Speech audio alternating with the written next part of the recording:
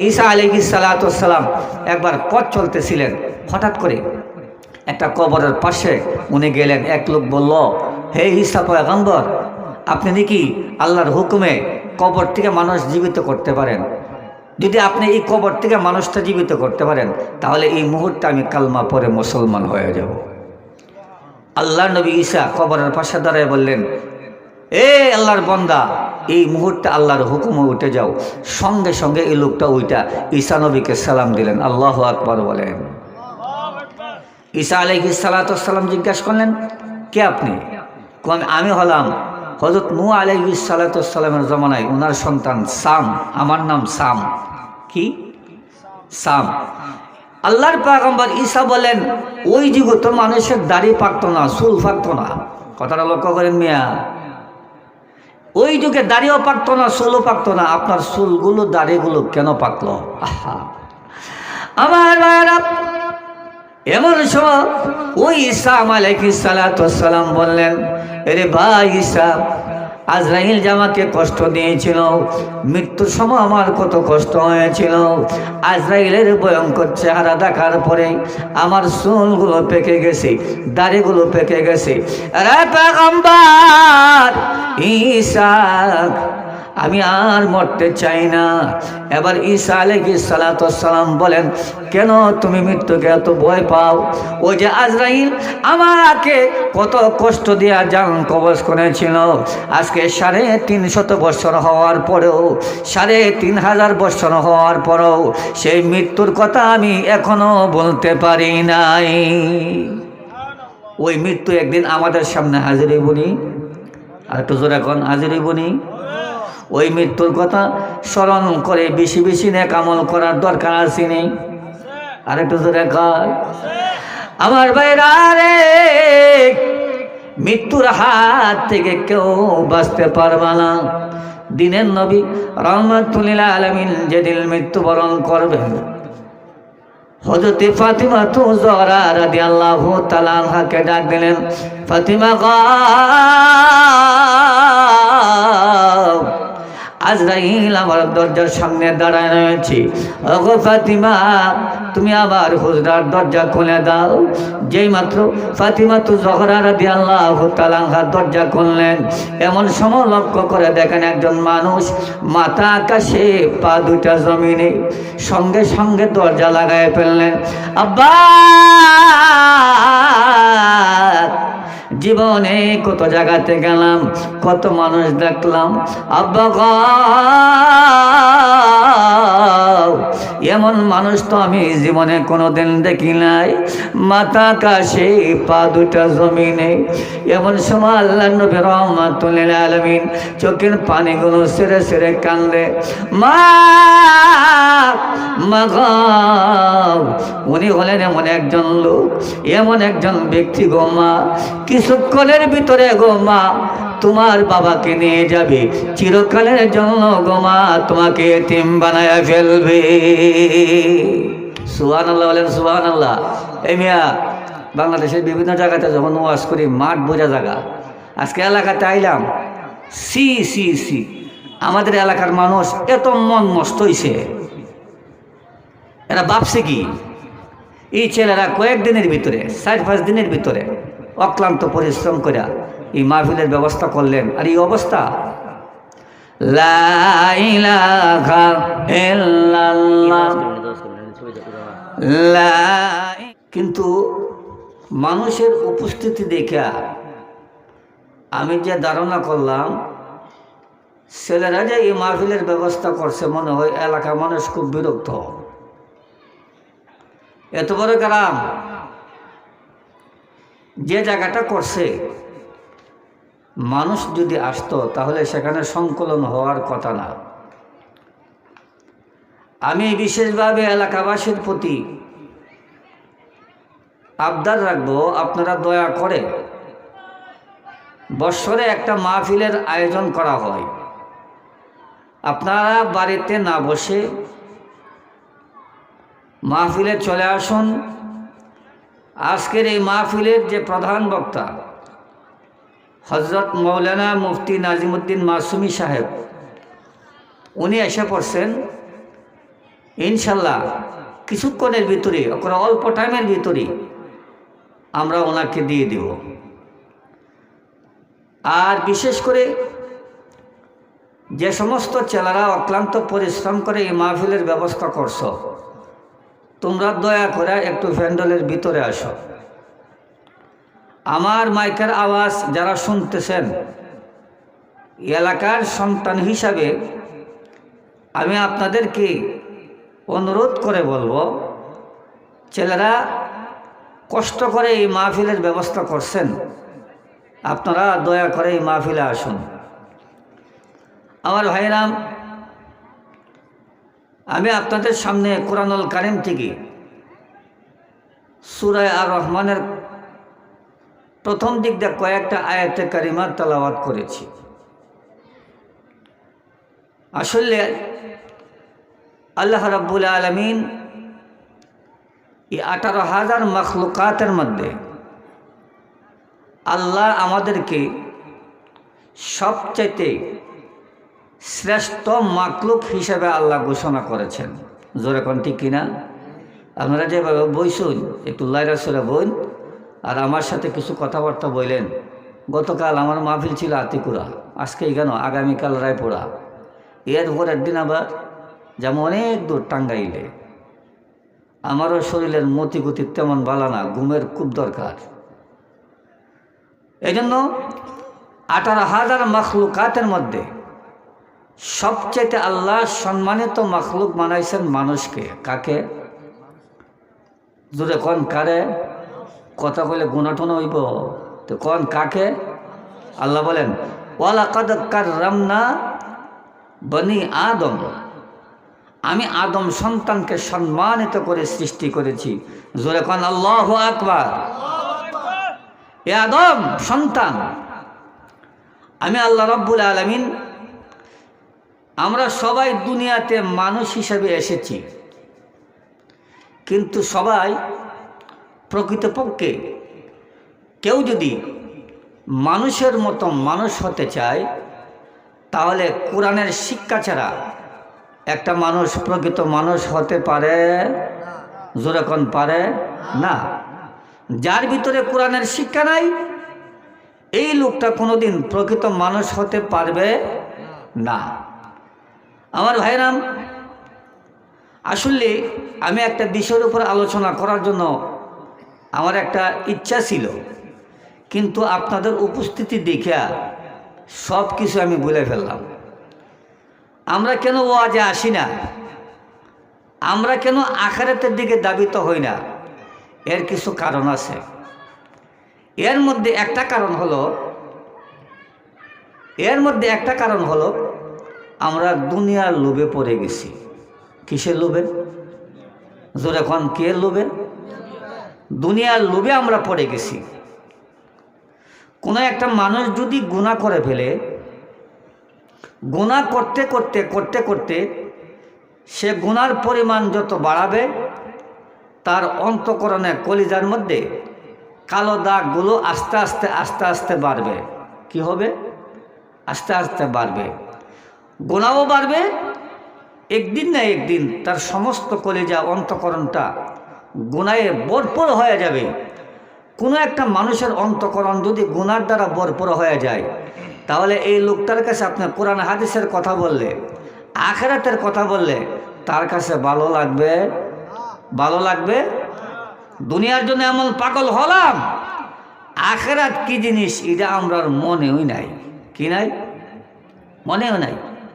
বলেন তো, আমরা আজকে যে বাড়ি দিয়ে বাড়িওয়ালা হলাম, এই বাড়ির মালিক কে আমরা ছিলাম? জোরে কোন ছিলাম না। যার বাড়ি দেওয়ার বাড়িওয়ালা হলাম, যার জমিন দেওয়ার জমিওয়ালা হলাম, উনি কিন্তু আজকে কবরে ঘুমাই গেছেন। কই ঘুমাইছেন? এমন একদিন আসবে আমরাও অন্ধকার কবরে চলে যাব। হাজার হাজার বৎসর, কত হাজার বৎসর কবরে ঘুমাতে হবে, এটা একমাত্র আল্লাহ ছাড়া আর কেউ জানে। কিন্তু কবরের কোনো চিন্তা আমরা নাই। কি নাই? কবরের কোনো চিন্তা আমাদের নাই।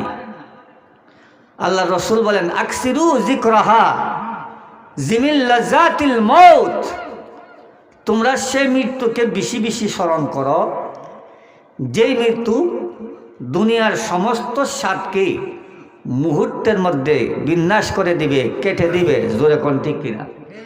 এই তোমার এটা ইকু আছে, ইকু ইকু ইকু দাও। দুনিয়ার সমস্ত স্বাদকে মুহূর্তের মধ্যে বিনাশ করে দিবে। আসেন, কোনো একটা লোক যদি মৃত্যুর কথা বেশি বেশি স্মরণ করে, কি করে ভাই সাহেব? মৃত্যুর কথা বেশি বেশি স্মরণ করে, আল্লাহর পক্ষ থেকে তাকে 3টা পুরস্কার দান করা হয়। কয়টা পুরস্কার? কয়টা পুরস্কার? একটু জিকির করেন লা ইলাহা ইল্লাল্লাহ। কুমুটির কেউ থাকলে এখানে আসেন। লা ইলাহা ইল্লাল্লাহ হইছে না তো? ইল্লাল্লাহ লা ইলাহা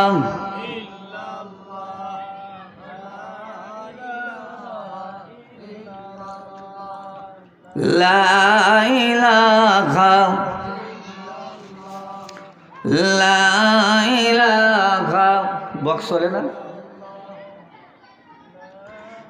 লা ইলাহা ইল্লাল্লাহ লা ইলাহা লা ইলাহা ইল্লাল্লাহ মুহাম্মাদুর রাসূলুল্লাহ। সকলে বলুন সাল্লাল্লাহু আলাইহি ওয়াসাল্লাম। এই জন্য আল্লাহ রসুল বলেন, কোনো একটা মানুষ যদি মৃত্যুর কথা স্মরণ করে, আল্লাহর পক্ষ থেকে তাকে 3টা পুরস্কার দেওয়া হয়। কয়টা পুরস্কার? ওয়াজ তো জীবনে মনে থাকবে না, কিন্তু এখন যে কথাটা বলতেছি এটা মনে রাখবেন। মা বোনদেরকে অনুরোধ করে বলছি, আজকের এখনের কথাটা সারা জীবনের জন্য মনে রাখবেন। 1 নম্বর হলো, যারা নাকি মৃত্যুর কথা বেশি বেশি স্মরণ করবে, ইবাদত বন্দেগী করার জন্য যোগ্যতা আল্লাহ তাদেরকে দান করবেন। সুবহানাল্লাহ বলেন। মৃত্যুর কথা যারা বেশি বেশি স্মরণ করবে, ইবাদত করার মতো একটা যোগ্যতা আল্লাহর পক্ষ থেকে তাদেরকে দান করা হবে। 1 নম্বর। 2 নম্বর হলো, যারা মৃত্যুর কথা বেশি বেশি স্মরণ করবে, সম্পদ কম হতে পারে, কিন্তু অল্প সম্পদে সন্তুষ্ট থাকার মতো একটা গুণ আল্লাহর পক্ষ থেকে দান করা হবে। এটা হলো 2 নম্বর। 1 নম্বর কি কইছি? যারা মৃত্যুর কথা বেশি বেশি স্মরণ করবে, ইবাদতে আল্লাহ তাদেরকে মন লাগাই দিবে। 2 নম্বর, যারা ইবাদতে মৃত্যুর কথা বেশি বেশি স্মরণ করবে, সম্পদ কম হতে পারে, কিন্তু অল্প সম্পদে সন্তুষ্ট থাকার মতো গুণ আল্লাহর পক্ষ থেকে তাকে দান করা হবে। 3 নম্বর গুরুত্বপূর্ণ একটা বিষয়, যারা মৃত্যুর কথা বেশি বেশি স্মরণ করবে, আল্লাহ রাব্বুল আলামিন মৃত্যুর আগে তাদেরকে তওবা নসিব করাইয়া তারপরে আল্লাহ তাদেরকে মৃত্যু দান করবেন। জোরে কোন আল্লাহু আকবার। তাহলে বুঝে থাকলে বলুন, মৃত্যুর কথা স্মরণ করার দরকার আসেনি? আরেকটা কথা শোনেন, আল্লাহ রাব্বুল আলামিন এই পৃথিবীতে 4 জন লোককে তাম পৃথিবীর বাদশাহিত্ব দান করেছিলেন। কয়জন লোককে? কুমটির খেতে তো পাইতেছি না, কও দিত। আল্লাহ রাব্বুল আলামিন পৃথিবীর 4 জন মানুষকে আল্লাহ বাদশাহিত্ব দান করেছিলেন। 2 জন মুসলমান আর 2 জন কাফের। 2 জন মুসলমানের মধ্যে একজন ছিলেন হযরত সুলাইমান আলাইহিস সালাতু ওয়াস সালাম। কি নাম? হযরত। আরেকজন ছিলেন জুলকারনাইন বাদশাহ। কি বাদশাহ? ওই জুলকারনাইন বাদশাহ যেদিন মৃত্যুবরণ করবেন, এর আগে, মৃত্যুর আগে তার সন্তানদেরকে ডেকে একটা ওসিয়ত করলেন। কি করলেন? আমার কথা বুঝুন নি কে জানে? সন্তানদেরকে ডেকে একটা ওসিয়ত করলেন। ওসিয়তটা কি? হে আমার ছেলেরা, আমি মৃত্যুবরণ করার পরে তোমরা যখন আমাকে কাফন করবা, কাফনের ভিতরে ঢুকাই দিবা, তখন আমার দুটা হাত বের করে রাখো, সুবহানাল্লাহ কোন। সন্তানেরা তখন হাত বের করে রাখার কারণ জিজ্ঞাসা করলেন। জুলকারনাইন বাদশাহ বললেন যে আল্লাহ রাব্বুল আলামিন তাম পৃথিবীর বাদশাহিয়ত তো আমাকে দান করেছিলেন, কিন্তু দুনিয়ার মানুষকে আমি একটা মেসেজ, আমি একটা সবক দিয়ে যেতে চাই যে আমি তাম পৃথিবীর বাদশাহ হওয়ার পরও মৃত্যুর পথে খালি হাতে গেলাম, কিছু নিয়ে যেতে পারলাম। কথাটা বুঝছেন নি? কে জানে? বুঝছেন না কেন? তাম পৃথিবীর বাদশাহ হওয়ার পরও উনি একটা মেসেজ দিয়ে গেলেন, আমি কিন্তু খালি হাতে গেলাম, দুনিয়ার থেকে কিছু নিয়ে যেতে পারলাম না। এই জন্য আমার ভাইরা, কোনো একটা মানুষ যদি দুনিয়া এবং আখিরাতে কল্যাণ লাভ করতে চায়, কি লাভ করতে চায়? দুনিয়া এবং আখিরাতে কল্যাণ লাভ করতে চায়, তাহলে এই লোকটার মধ্যে কমপক্ষে 3টা গুণ থাকতে হবে। কয়টা গুণ? গুণগুলো মন থাকবে। 1 নম্বর গুণ হলো আল্লাহর ভয়। কার ভয়? 1 নম্বর গুণ আল্লাহর ভয়। আল্লাহ বলেন, ইয়া আইয়ুহাল্লাযীনা আমানুত্তাকুল্লাহ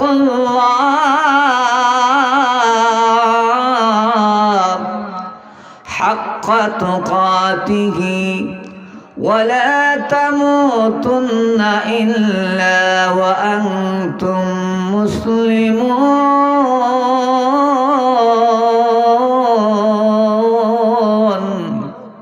আল্লাহু আকবার, জোরে কর সুবহানাল্লাহ, সুবহানাল্লাহ। কই আইলাম আজকে আমিও?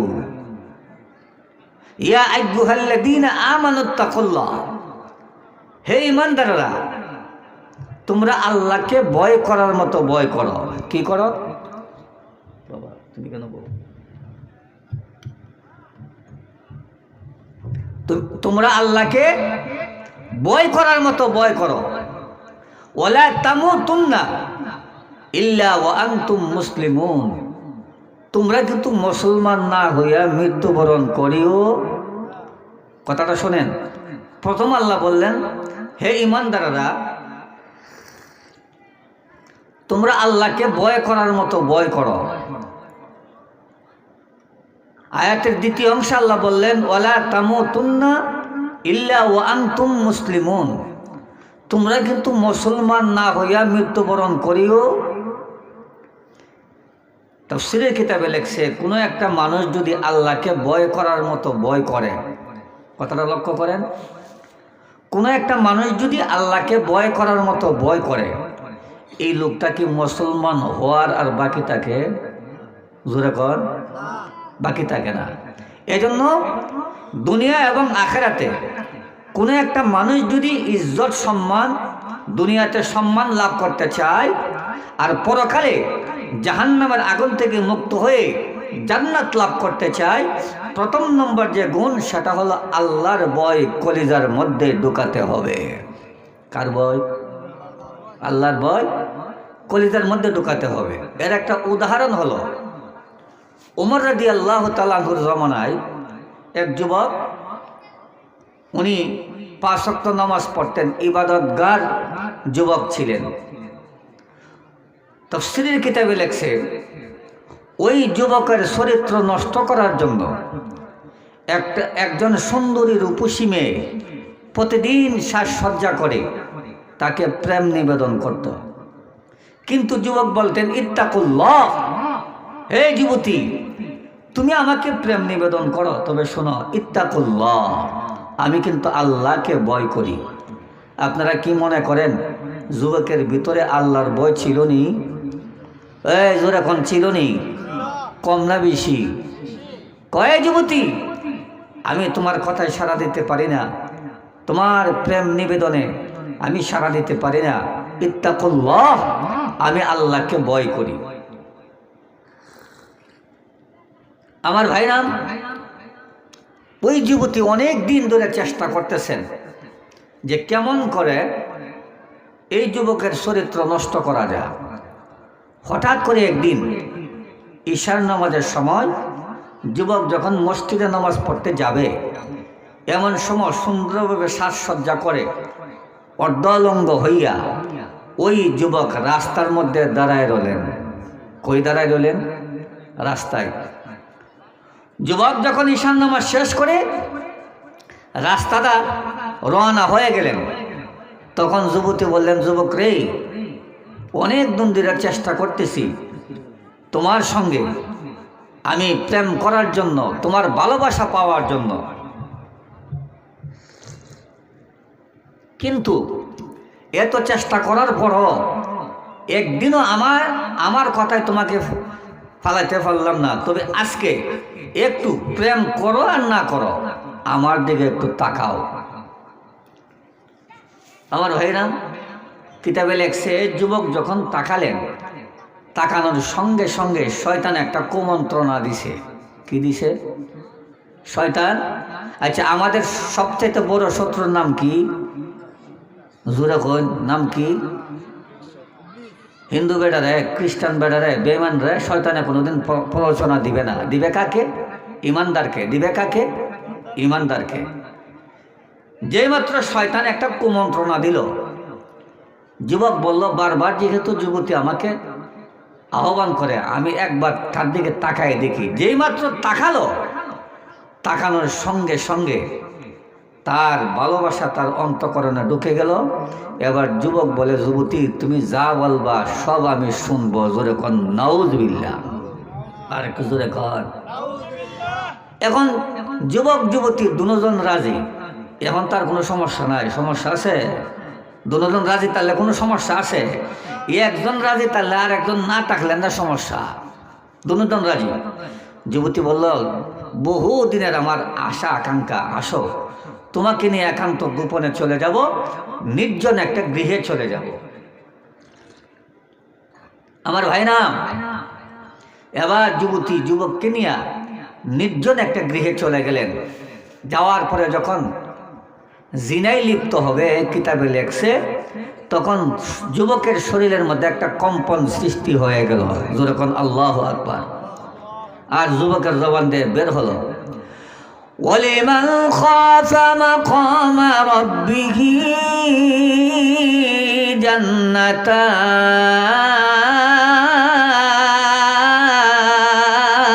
জান্নাতান। ওয়ালিমান খাফা মাকামা রাব্বিহি জান্নাতান। যে ব্যক্তির অন্তঃকরণে আল্লাহর ভয় সৃষ্টি হওয়ার পরে পাপাচার থেকে বিরত থাকবে, মৃত্যুবরণ করার পরে আল্লাহ তাকে 2টা জান্নাত দিবে। কয়টা জান্নাত? যুবকের শরীরে কিন্তু কম্পন সৃষ্টি হয়ে গেল। এবার যুবতী ডাক দিলেন, আমি আর তুমি তো এক হয়ে গেছি, এবার আমাদের আসল উদ্দেশ্য পূরণ হবে, তোমার শরীরে কম্পন সৃষ্টি হলো কেন? এমন সময় যুবকের চোখ দিয়ে পানি বের হয়ে গেল। জোরে কোন আল্লাহু আকবার। যুবতী, তুমি জানো না গো, আমি যখন পাপাচার করার জন্য রেডি হলাম, আমার কলিজার ভিতরে মহান আল্লাহ রব্বুল আলামিনের ভয় ঢুকে গেছি। যুবতী গো, আমি তোমার সঙ্গে পাপাচারে লিপ্ত হতে পারবো না, আমি আল্লাহ রব্বুল আলামিনকে ভয় পাই। ওই কথা বলে যুবক অজ্ঞান হয়ে গেলেন। অজ্ঞান হয়ে গেলেন। ওই দিকে তার আব্বা যত সময়ে বাড়িতে পৌঁছলেন না, তার আব্বা পেরেশানিতে পড়ে গেলেন। কোথায় গেল আমার সন্তান? কোথায় গেল রে? সন্তানের সন্ধানের জন্য বের হয়ে গেল। বাবা বের হয়ে রাস্তায় যখন আসলো, রাস্তায় এসে দেখেন তার সন্তান অজ্ঞান হইয়া জমিনের মধ্যে পড়ে রয়েছে। অজ্ঞান হইয়া জমিনে পড়া। বাবা তখন মাথার মধ্যে হাত দিয়া ধরলেন। হাত দিয়া ধরার সঙ্গে সঙ্গে যুবকটার হুঁশ ফিরে আসলো। সুবহানাল্লাহ, বল সুবহানাল্লাহ। আরে বাবা, প্রতিদিন ঈশার নামাজ পড়ে যত সময়ে তুমি বাড়িতে চলে যাও, আজকে তোমার এই অবস্থা হলো কেন? ওই যুবক পূর্ণ ঘটনা বলার পরে হঠাৎ করে অজ্ঞান হইয়া আবার জমিনে পড়ে গেলেন। আল্লাহ রব্বুল আলামিন ওই যুবককে দুনিয়ার থেকে নিয়ে গেলেন, তার মৃত্যু হয়ে গেল। আমার বাবা ওই যুবক আল্লাহ রাব্বুল আলামিনকে ভয় করে মৃত্যুবরণ করলেন। রাত্রিবেলা তার দাফন কাফন হয়ে গেল। ওমর রাদিয়াল্লাহু তাআলা আনহুর জমানার ঘটনা।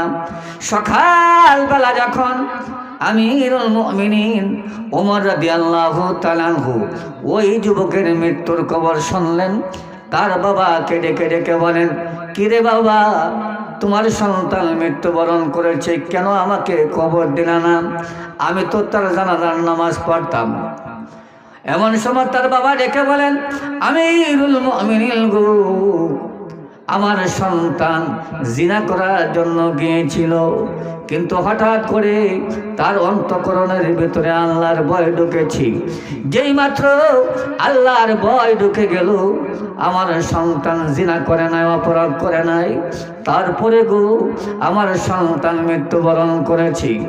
এমন সময় আমিরুল মুমিনিন ওমর রাদিয়াল্লাহু তাআলা আনহু ডেকে বলেন, রে মিয়া, তুমি জানোনি আল্লাহ রাব্বুল আলামিন বলেছেন, ওয়ালিমান খাফা মাকাম রাব্বিহি জান্নাতান। আল্লাহর ভয় সৃষ্টি হওয়ার পরে যারা অপরাধ থেকে বিরত থাকবে, পাপাচার থেকে বিরত থাকবে, ওই লোকটা মৃত্যুবরণ করার পরে মহান আল্লাহ রাব্বুল আলামিন পরকালের জগতে তাকে দুইটা জান্নাতের শান্তি দান করবে। আসো, আমি তার কবরের পাশে যাব। কবরের পাশে গিয়া আমি তাকে জিজ্ঞাসা করব, ওই যে আল্লাহর ভয় সৃষ্টি হওয়ার পরে সে গুনাহ থেকে পাপাচার থেকে বিরত হওয়ার পরে তার মৃত্যু হয়েছে, কবরের জগতে আল্লাহ তার সাথে কেমন ব্যবহারটা করতেছে, আমি ওমর কবরের পাশে যাইয়া তাকে জিজ্ঞাসা করবো। জোরে কোন আল্লাহু আকবার। আর একটু জোরে কার ভাই, আল্লাহর নবীর সাহাবী ওমর রাদিয়াল্লাহু তাআলা ওই যুবকের কবরের পাশে দাঁড়ায় গেলেন। কবরের পাশে দাঁড়াইয়া যুবককে ডাক দিলেন, কিরে যুবক, আল্লাহ রাব্বুল আলামিন বলেছেন, কেউ যদি আল্লাহকে ভয় করে, খারাপ কাজ থেকে বিরত থাকে, অপরাধ থেকে বিরত থাকে, পাপাচার থেকে বিরত থাকে, ওই অবস্থা মৃত্যুবরণ করে আল্লাহ রাব্বুল আলামিন তাকে দুইটা জান্নাত দিব। যুবকরা, তোমার মৃত্যু হয়েছে, তুমি কবরে ঘুমায় গেছো, আমি জানতে চাই গো, মৃত্যুবরণ করার পরে কবরে যাওয়ার পরে মহান আল্লাহ রাব্বুল আলামিন তোমার সঙ্গে কেমন ব্যবহার করতেছে? আমার আমিরুল মুমিনিন ওমর রাদিয়াল্লাহু তাআলা আনহু যখন ওই কথা বলে যুবককে ডাক দিলেন, এমন সময় আল্লাহ রাব্বুল আলামিন যুবকের জবান খুলে দিলেন। যুবক দেখে দেখে বলে, আমিরুল মুমিনিন গো, আমার সালাম গ্রহণ করুন। ও গো আমিরুল মুমিনিন, আল্লাহ রাব্বুল আলামিনের কথা অতবু সত্য। আল্লাহ রাব্বুল আলামিনকে ভয় করার পরে আমি যখন গুনাহ ছেড়ে কবরে চলে আসলাম গো। ও গো আল্লাহর নবীর সাহাবী, কবরে আসার সঙ্গে সঙ্গে মহান আল্লাহ রাব্বুল আলামিন আমাকে দুইটা জান্নাতের শান্তি দান করেছেন। সুবহানাল্লাহ কইন না একটু জোরে। লা ইলাহা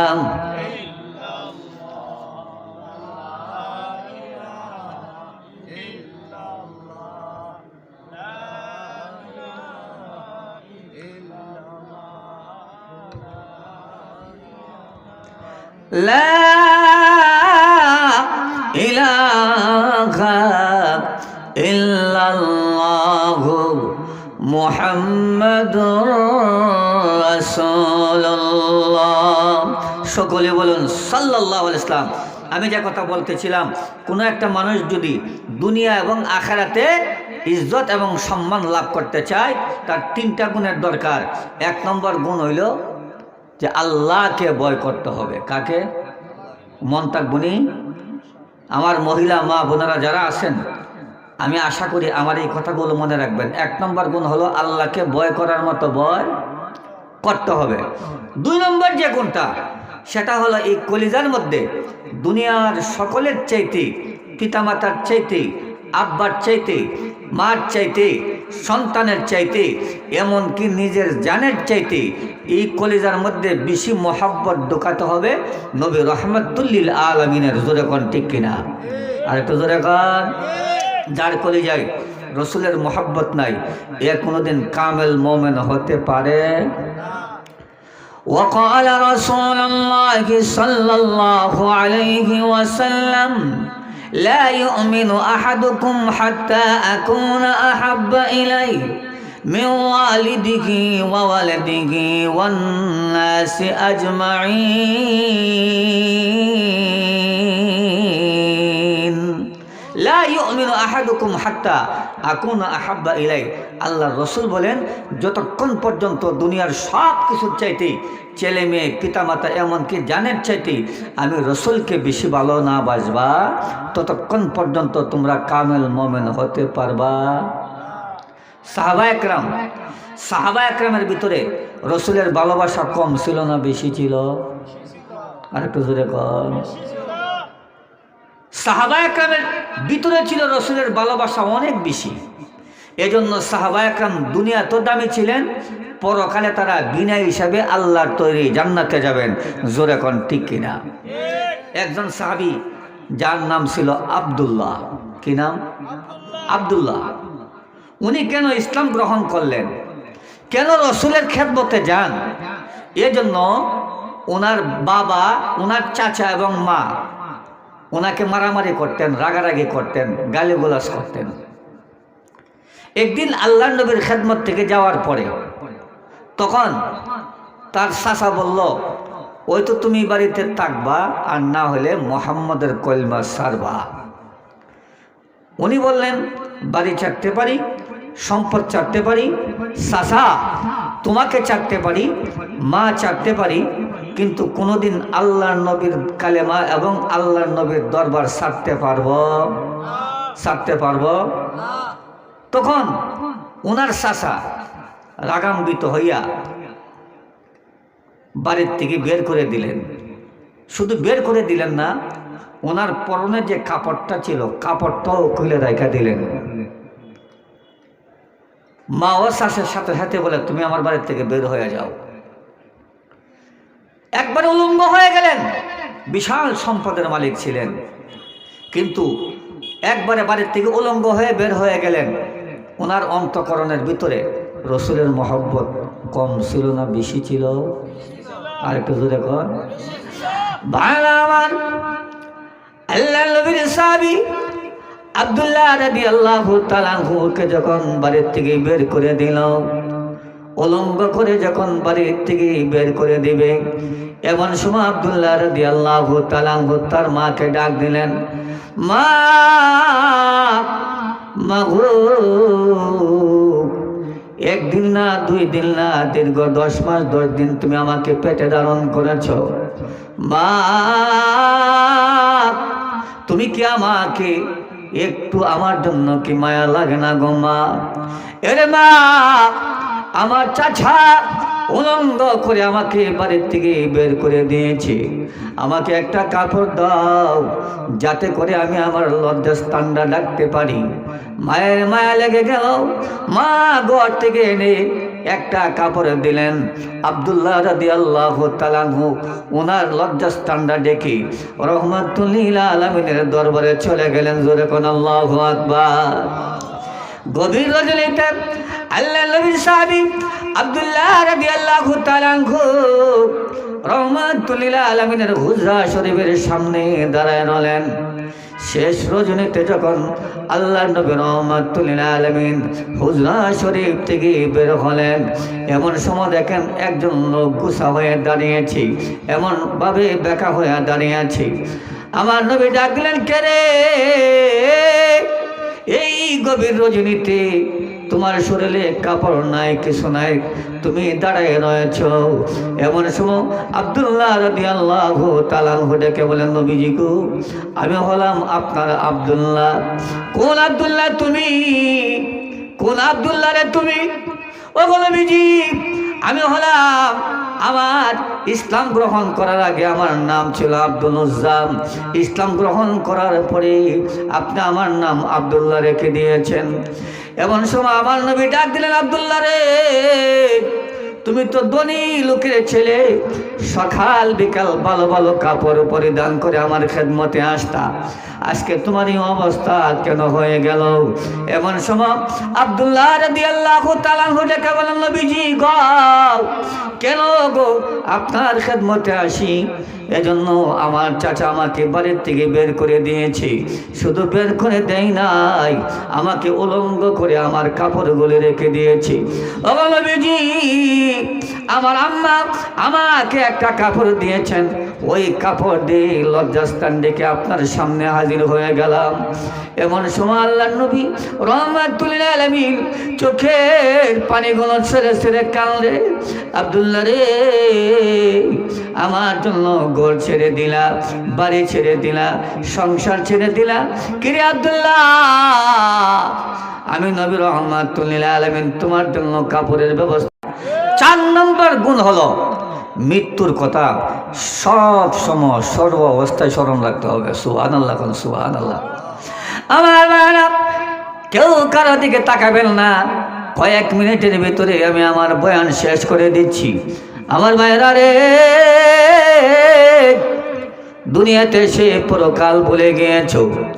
এখানে আমরা যারা আছি এমন একজন আসিনি এই কথা দ্বারায় বলতে পারমনি সবাই বলল আমি মরব না, এমন একজন আসিনি, এমন একজন আসি, এমন একজন আসি। আল্লাহ রাব্বুল আলামিন বলেন, আইনামা তাকুলু ইদরিকুমুল মাউতু ওয়ালাউ কুনতুম ফি বুরুজিম মুশাইয়াদা। ওরে দুনিয়ার মানুষেরা, তোমরা কেউ যদি সুরক্ষিত দুর্গের ভিতরে অবস্থান করো, লোহার সন্দেহে অবস্থান করো, মৃত্যুর সময় যখন হয়ে যাবে রে, মৃত্যু টেনে টেনে তোমাদেরকে মৃত্যু স্থানে পৌঁছাইয়া দিবে, মৃত্যু পৌঁছাই দিবে। হযরত ঈসা আলাইহিস সালাতু ওয়াস সালাম একবার মৃত্যুর সময় কষ্ট হয়নি ভাই সাহেব? আরে মৃত্যুর সময় কষ্ট হয়নি? হয় না, যেদিন মরবেন সেদিন বুঝবেন। এই বাচ্চাগুলো কথা বলে তো কইতেই হয়, কথা কইও না। হযরত ঈসা আলাইহিস সালাতু ওয়াস সালাম একবার পথ চলতেছিলেন, হঠাৎ করে একটা কবরের পাশে উনি গেলেন। এক লোক বলল, হে ঈসা পয়গম্বর, আপনি নাকি আল্লাহর হুকুমে কবর থেকে মানুষ জীবিত করতে পারেন? যদি আপনি এই কবর থেকে মানুষটা জীবিত করতে পারেন, তাহলে এই মুহূর্তে আমি কালমা পড়ে মুসলমান হয়ে যাব। আল্লাহর নবী ঈসা কবরের পাশে দাঁড়ায় বললেন, এ আল্লাহর বান্দা, এই মুহূর্তে আল্লাহর হুকুমে উঠে যাও। সঙ্গে সঙ্গে এই লোকটা ওইটা ঈসা নবীকে সালাম দিলেন। আল্লাহু আকবার বলেন। ঈসা আলাইহিস সালাতু ওয়াস সালাম জিজ্ঞাসা করলেন, কে আপনি? আমি হলাম হযরত নূহ আলাইহিস সালাতু ওয়াস সালামের জমানায় ওনার সন্তান সাম, আমার নাম সাম। কি? সাম। আল্লাহর পয়গম্বর ঈসা বলেন, ওই যুগে তো মানুষের দাড়ি পাকতো না, চুল পাকতো না। কথাটা লক্ষ্য করেন মিয়া, ওই যুগে দাড়িও পাকতো না, চুলও পাকতো না। আপনার চুলগুলো দাড়িগুলো কেন পাকলো? আহা, আমার ভাইরা, এমন সময় ওই ঈসা আলাইহিস সালাতু ওয়াস সালাম বললেন, আরে ভাই ঈসা, আজরাইল জামাকে কষ্ট দিয়েছিল, মৃত্যুর সময় আমার কত কষ্ট হয়েছিল। আজরাইলের ভয়ঙ্কর চেহারা দেখার পরে আমার চুলগুলো পেকে গেছে, দাড়িগুলো পেকে গেছে। আরে পয়গম্বর ঈসা, আমি আর মরতে চাই না। এবার ঈসা আলাইহিস সালাতু ওয়াস সালাম বলেন, কেন তুমি মৃত্যুকে এত ভয় পাও?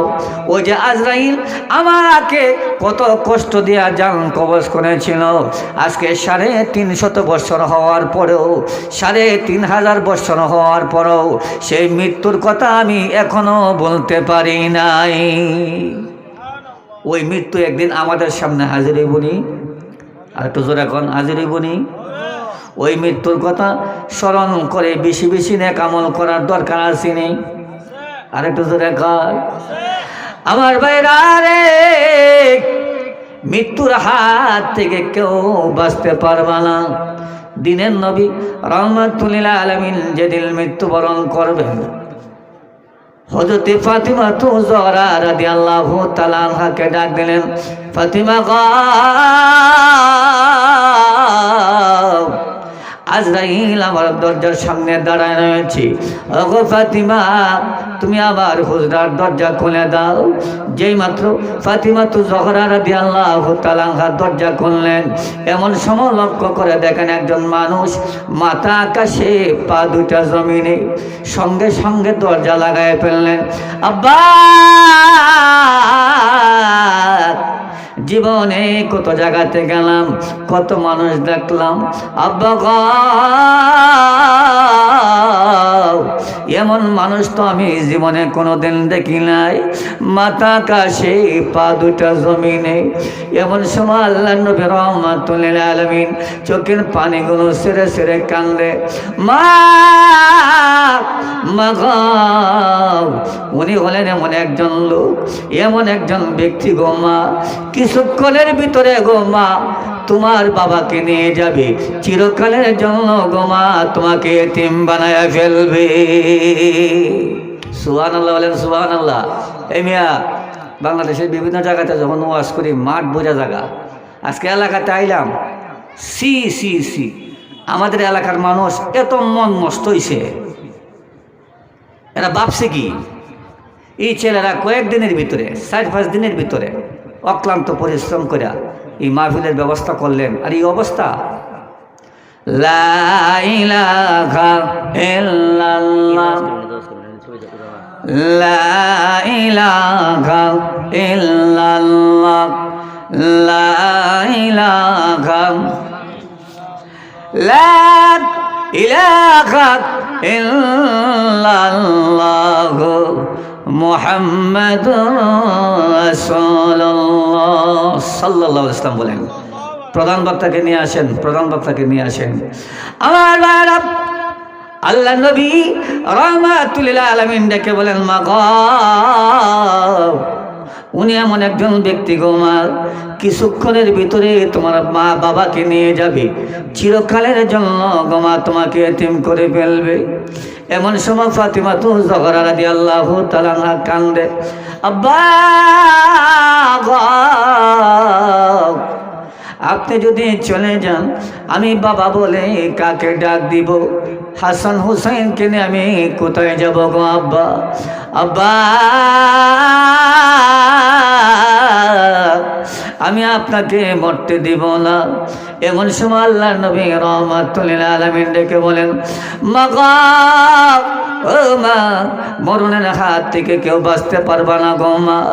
তবে গো মা, আমি জোরে কথা বলতে পারি না, তোমার কানটা আমার মুখের সঙ্গে লাগায়া দাও। ও গো মা,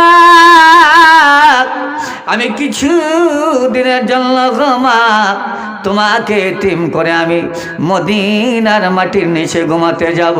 শোনো গো মা, শোনো, আমি মৃত্যুবরণ করার পরে 6 মাসের ভিতরে আমার ফ্যামিলিতে গো মা সর্বপ্রথম তোমার মৃত্যু হয়ে যাবে। সর্বপ্রথম গো মা কবরের জগতে তোমার সঙ্গে আমার সাক্ষাৎ হয়ে যাবে। আমার বানা, আল্লাহ নবী রাহমাতুল লিল আলামিন মৃত্যুবরণ করলেন, চলে গেলেন। নবীজি থাকতে পারলেন না, আমরাও থাকতে পারবো না। আমার বাইরা রে, আল্লাহ নবী রাহমাতুল লিল আলামিন বলেন, আকসিরু যিকরা গাযিবিল লাযাতিল মাউত। ও দুনিয়ার মানুষেরা, ও দুনিয়ার মানুষেরা, তোমরা মৃত্যুকে বেশি বেশি স্মরণ করবা।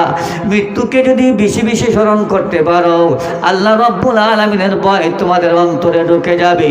আল্লাহর ভয় যদি তোমার অন্তরে ঢুকে যায়, তাহলে কোনোদিন তুমি আল্লাহর বিধান ছাড়তে পারবা না। জোরা কোন ঠিক কিনা? একটা মানুষ যদি আল্লাহর ভয় তার অন্তরে থাকে, এই লোকটা কোনোদিন আল্লাহর বিধান ছাড়তে পারবে? জোরা কোন পারবে? আমার আল্লাহ নবী রাহমাতুল লিল আলামিন বলেন, উম্মতরা রে, ও উম্মতরা, আমি কিন্তু দুনিয়াতে থাকতে পারলাম না, তোমরাও থাকতে পারবা না, তবে আমি নবী রাহমাতুল লিল আলামিন তিনটা গুণের কথা তোমাদেরকে বলে গেলাম। এক নম্বর হলো আল্লাহকে ভয় করবা, দুই নম্বর হলো আমি নবী রাহমাতুল লিল আলামিনকে তোমার কলিজায় ঢুকাই দিবা, আমার মোহাব্বত তোমার কলিজায় ঢুকাই দিবা, তিন নম্বর হলো রে আমার উম্মতরা মৃত্যুর কথা বেশি বেশি স্মরণ করবা। আল্লাহ নবী রাহমাতুল লিল আলামিন বলেন, কোনো একটা মানুষ যদি প্রতিদিন 70 বার মৃত্যুর কথা স্মরণ করতে পারে, ওই লোকটা দিনে মরক অথবা রাত্রি মরক, আল্লাহ রাব্বুল আলামিন ওই লোকটাকে কিয়ামতের ময়দানে শাহাদাতের মর্যাদা দান করবেন। কি এর মর্যাদা? আমরা সারাদিন সারা রাত যা একবারও মৃত্যুর কথা স্মরণ, একবারও মৃত্যুর কথা স্মরণ। আমার গুনাহ করে ফেলেছি রে, হঠাৎ করে শুনবেন একদিন আমি মারা গেছি, অনেকে আমাকে ভালো বলবেন, অনেকে ভালো বলবেন না, তবে ওই দুনিয়াতে কেউ থাকতে পারবো না। বাইরে বালিশের সঙ্গে মাথা লাগায়া একটু একটু আপনি চিন্তা করেন কেমনে ওই কবরে থাকবেন, যে কবরে বাবা নাই, মা নাই, বন্ধু নাই, বান্ধব নাই, এমনকি প্রাণের বিবাহ কবরে যাবে না। জোরে কোন ঠিক কিনা? আরেকটু জোরে কর নারায়ে তাকবীর। ধরবে আরেকটু জোরে নারায়ে তাকবীর। প্রধান বক্তার আগমন, প্রধান বক্তার আগমন। ভাই সাহেব একটু বলুন, এক মিনিট। আমার শেষ কথা বলে আমি বিদায় নিয়ে যাব। একটা মানুষের অন্তঃকরণের যদি মৃত্যুর ভয় থাকে, ওই লোকটা কোনোদিন নামাজ ছাড়তে পারে না, ওই লোকটা কোনোদিন সুদ খেতে পারে না, ওই লোকটা কোনোদিন জিনা করতে পারে না। জোরে কোন ঠিক কিনা? আচ্ছা, আমরা এলাকার মধ্যে সুদ আসেনি? সুদ আসেনি? সুদ এই ভাই সাহেবের ভূত, তুই যে সুদ খাস, সুদের 70টা গুনাহ, এর মধ্যে একটা গুনাহ হইল আপন মায়ের সাথে জিনা করা। নাউজুবিল্লাহ কোন? সুদ খা, আবার মসজিদের প্রথম কাতারে নামাজ পড়ে, আবার হজও করে, নিজের অনেক বড় কিছু মনে করে। এর মতো শয়তান আকাশের নিচে জমিনের উপরে আর কেউ নাই। জোরে কোন ঠিক কিনা? আর একটু জোরে কোন বিয়া। সুদখোরের ইবাদত, নামাজ, রোজা, হজ, যাকাত কোনো কিছু আল্লাহর দরবারে কবুল হবে? আর একটু জোরে কোন সুদখোরের নামাজ, রোজা, ইবাদত, বন্দেগী যা আছে কোনো কিছু আল্লাহর দরবারে কবুল হবে? আমার অনুরোধ থাকবে, কেউ যদি সুদ খায়া থাকেন আজকের থেকে বাদ দেন, আর সুদের যে টাকা আনছেন এটা ফেরত দেন, নাহলে কিয়ামতের ময়দানে বাইরেতে বাইরেতে সামরা তুলে লেবো ভাই সাহেবের ভূত। তাহলে যে তিনটা গুণের কথা বলতেছিলাম, এক নম্বর গুণ হলো দুনিয়া আখিরাতে যদি কেউ কল্যাণ লাভ করতে চায়, এক নম্বর গুণ হলো আল্লাহকে, আল্লাহর ভয় তার অন্তঃকরণে থাকতে হবে। দুই নম্বর গুণ হলো তার এই কলিজার ভিতরে নবী রাহমাতুল লিল আলামিনের ভালোবাসা থাকতে হবে। 3 নম্বর গুণ হলো সব সময় মৃত্যুর কথা স্মরণ রাখতে হবে। জোরে কোন ঠিক কিনা? বায়ার এই দুনিয়াতে আসার পরে দুনিয়ার লোভে পড়ে পরকাল ভুলে গিয়েছো। আল্লাহ রাব্বুল আলামিন বলেন, বান্দারে গুনাহ করে ফেলেছো, গুনাহ করতে করতে অন্তঃকরণ নষ্ট করে ফেলেছো। এরে বান্দা, আমি আল্লাহ রাব্বুল আলামিনের রহমত থেকে নড়াই সয় না। কুল ইয়া ইবাদিয়াল্লাযীনা আসরাফু আলা আনফুসিহিম লা তাখনাতু মির রাহমাতিল্লাহ ইন্নাল্লাহা ইয়াগফিরুয যুনুবা জামিআ ইন্নাহু হুয়াল গফুরুর রহিম। কিরে বান্দা, কি গো বান্দি, গুনাহ করে ফেলেছো, এমন গুনাহ করেছো গো তোমার স্বামী জানে না। স্বামী রে, তুমি এমন গুনাহ করেছো তোমার বিবি জানে না। বাবা এমন গুনাহ করেছে সন্তান জানে না। সন্তান যদি জানতো কোনোদিন বাবাকে বাবা বলে ডাক দিত না। স্বামী যদি জানতো বিবি নিয়া ঘর করতো না। বিবি যদি জানতো রে, ওই স্বামীর ঘর কোনোদিন করতো না। যে আল্লাহ রাব্বুল আলামিন এত গুনাহ করার পরও আল্লাহ রাব্বুল আলামিন গুনাহগুলো ডেকে রেখেছেন। আল্লাহ বলেন বান্দারে, ও গো বান্দি গুনাহ করে ফেলেছো, লা তাকনাতু মির রাহমাতিল্লাহ, বান্দারে ও গো বান্দি আমার রহমত থেকে নড়ে সয় না, চলে আসো আমার রহমতের দিকে চলে আসো, তওবা করো রে বান্দা। আমি যখন দেখি রে আমার কোনো বান্দা বান্দি চোখের পানিগুলো সেরে সেরে কান্দে, এমন সময় আমি আল্লাহ রাব্বুল আলামিন আমার কুদরতি হাত বাড়াইয়া বান্দার চোখের পানিগুলো মুছতে থাকি, আর ডেকে ডেকে বলি বান্দারে ও বান্দি আর কান্দিস না, আর কান্দিস না, আমি আল্লাহ তোর তামাম জীবনের সবগুলো গুনাহ মাফ করে দিলাম। শেষ কথা হলো, যে সমস্ত ছেলেরা ছোট ছোট ছেলেরা এই সুন্দর একটা মাহফিলের ব্যবস্থা করছেন, আমরা এর জন্য দোয়া করার দরকার আসেনি? আর একটু জোরে কর, দোয়া করার দরকার আসেনি? আমি শুনছি তাবারকের ব্যবস্থা হয়েছে। আমরা এলাকার কিছু মানুষ আছে ওয়াজ শুনে না, কিন্তু তাবারক বাটবার আগে এরা মাহফিলে বসে। আজকে আমি তখন বাইসাব তাবারকের সময় কেউ যদি ওয়াজ না শুনে তাবারকের সময় তারে তাবারক দেওয়া হবে না, কারণ আমার বাড়ি ঠিক নই, তোমার সাথে লড়াই করতে আমার সমস্যা হইতো না। ওয়াজ শুনতা না, তাবারকের সময় তাবারকের লিগাই বা আজকে 12টা বাজাবো। শেষ কথা হলো, যে সমস্ত ছেলেরা অক্লান্ত পরিশ্রম করে এই মাহফিলের ব্যবস্থা করছেন, আমরা এর লেগে দোয়া করতাম নি? কিছু সহযোগিতার দরকার আসেনি? আর একটু জোরে কন, কিছু সহযোগিতার দরকার আসেনি? আপনারা তো টাকা টোকা লয়ে আইছেন না, যে যেমন পারেন 50 টাকা, 100 টাকা, 20 টাকা, আমিও 100 টাকা দিই, আপনারাও 150, যে যেমন পারেন পকেটে হাত দেন, হাত দেন, হাত দেন।